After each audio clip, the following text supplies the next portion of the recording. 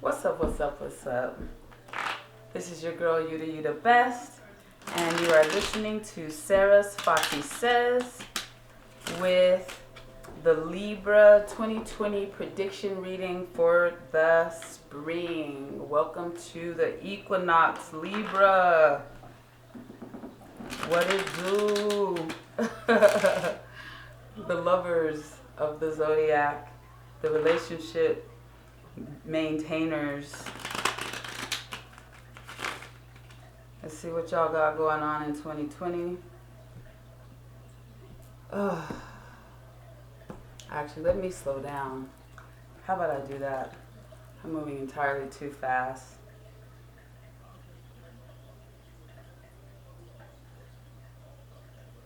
Alrighty. Thank you so much, my beloved, my honorable ancestors, my spirit guides, angels.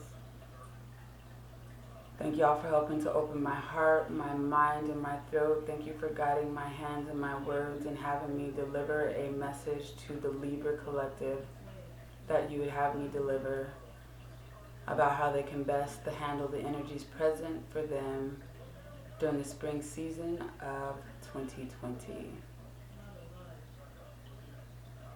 Amen, I mean, and so it is. Ashe. Man, shout out to Just You Robinson Media, my videographer who is keeping me on task. This is my 4th video recording in like 3 days or something like that. Thanks, buddy. You're welcome. Alrighty, one more shuffle cut and then we'll go ahead and get into the spring prediction reading for the Libra collective. I hope everybody is out there keeping themselves busy. Man, there's so much available out there on the internet. Meditation is best, but connection, doing art, there's tons of ways to find peace, and I hope that each and every one of you is finding one. And let me go ahead and stop talking and get into the reading. I'm going to start with what I call my top line, or our top line. Actually, I don't think I have Libra, maybe way down in my chart. So yeah, this is the first time that I guess I won't like super over identify with the reading. But again, the top line is the long range card, the Pluto and result pair, and the environment card. So the long range energy is the 9 of clubs. 9s are the final spiritual number. They are the final number, period. They represent endings or completions, graduations. Ultimately, I think it's pretty clear to everyone at this point that we are experiencing a graduation, a leveling up. Many people believe that this equinox symbolizes the shift out of 3D. And so that's definitely a graduation, but y'all are the first sign to actually have a 9 in the top line, and especially in the long range position. So we expect you Libras to kind of be repping the graduation, new ways of communicating, leveling up as far as thought process, sharing universal knowledge. Sounds like Libra. The Pluto is the Jack of Clubs. Y'all got a lot of club energy going on, dealing with thoughts in the mind. The Jack specifically is, Jacks are some of the most creative cards in the deck. The Jack of Clubs specifically is the card of mental creativity. And in the Pluto position, that's going to be quite the challenge. There's going to be so much mental activity surrounding you that in order to stay at peace, you're going to want to journal, draw, paint, color. I think I might have neglected in the past couple of videos to mention that I believe getting a coloring book is a great idea for everyone. If the mind is super busy and you can't just focus and figure out where to start on your to-do list, and you can't sit still either, without being stuck in fear, doubt, worry, and anxiety, then I suggest grabbing a coloring book. It's pretty easy to grab a coloring book, a couple of markers, and create. It's definitely a wonderful, wonderful meditation, a good way to declutter the mind. I should probably look at the affirmations. I'm actually going to pull the result card first, and then we'll look at the affirmations associated with both the Jack of Clubs and Pluto. And wow, the Queen of Hearts, the loving mother result. And perhaps we can combine those two affirmations into something that rhymes. Affirmation next to coloring, I believe, is the easiest or most accessible way to kind of distract the mind from fear, doubt, worry, and anxiety.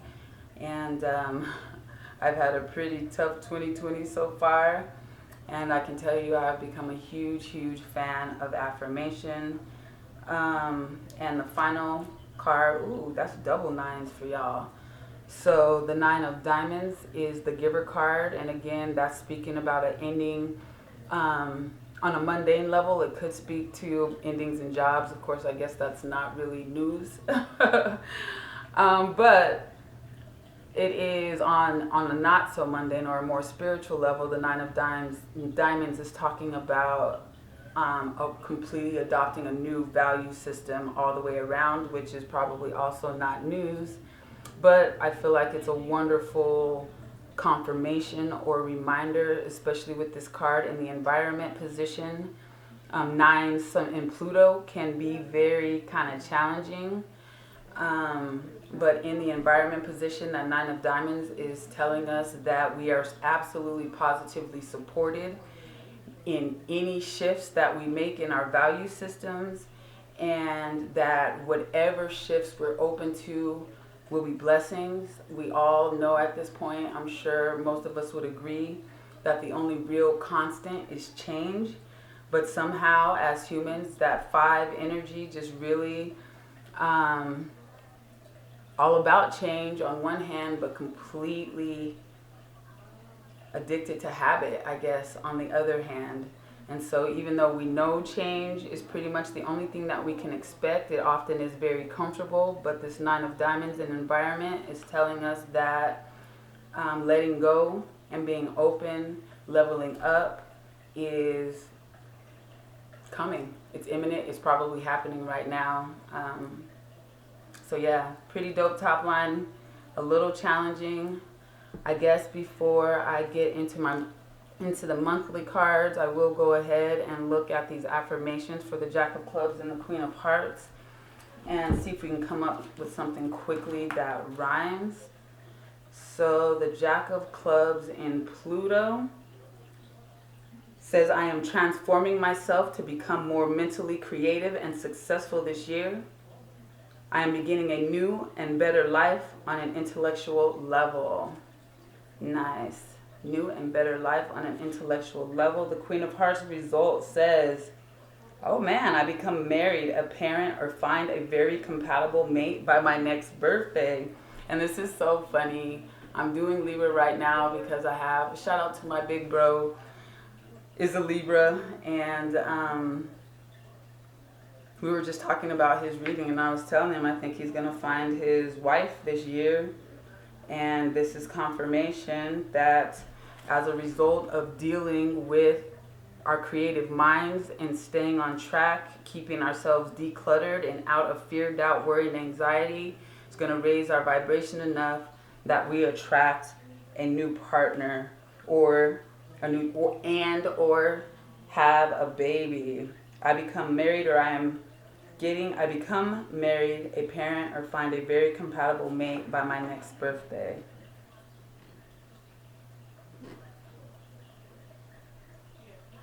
How about a new and better life begins. Finding new partners or opening up to new partners leads to wins, something like that. A new and better life begins. A new and better life begins. Finding new partners is all wins. A new and better life begins. I'm finding new partners and winning, winning, win. I don't know, something like that. You get the idea. Ultimately, I love affirmation and they work really wonderfully just doing them, but they work especially great, or I like for them to actually rhyme so that they get stuck in the head and really kind of begin to transform or to reprogram the subconscious mind, which is what we're doing when we are chanting mantra or affirmation. So I'll go ahead and figure out a good affirmation that I like anyway. You can create your own, of course, and I will put it in the description of this video. But I'm going to go ahead and move on. Again, I am doing a month by month spring reading for the Libra Collective. I'm going to do March, April, May, and June if time permits. And so let's go ahead and get into the energy of March, which is the Four of Diamonds, or the card of solid values. Fours is the foundation. Fours are power cards. We had a lot of eights in the Cancer reading, which was very hopeful. And this four, to me, brings a lot of hope. It speaks to the fact, I think it's pretty clear that no matter how uncomfortable things are, and I would imagine that food could be an issue for a lot of people, but for Libra specifically, your foundations are firm. It may feel uncomfortable to not be working, but we can't be evicted. Our lights can't be cut off. Our water can't be cut off.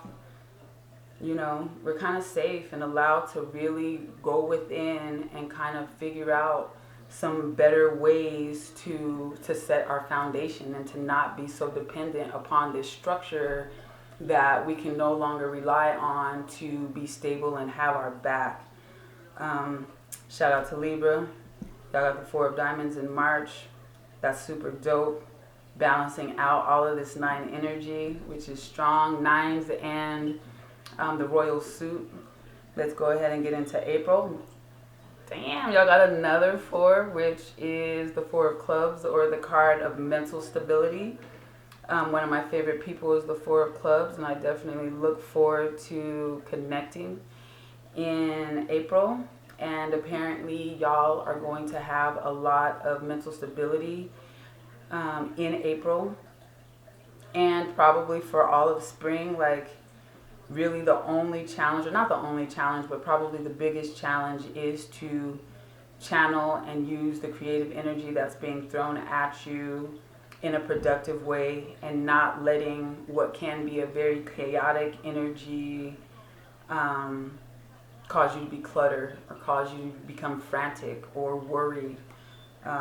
Just stay decluttered. Do your journaling, do your coloring, chant your affirmations, work out, do some yoga, do some meditation. Just stay on top of keeping the mind decluttered, and y'all have zero concerns for the spring. And no way.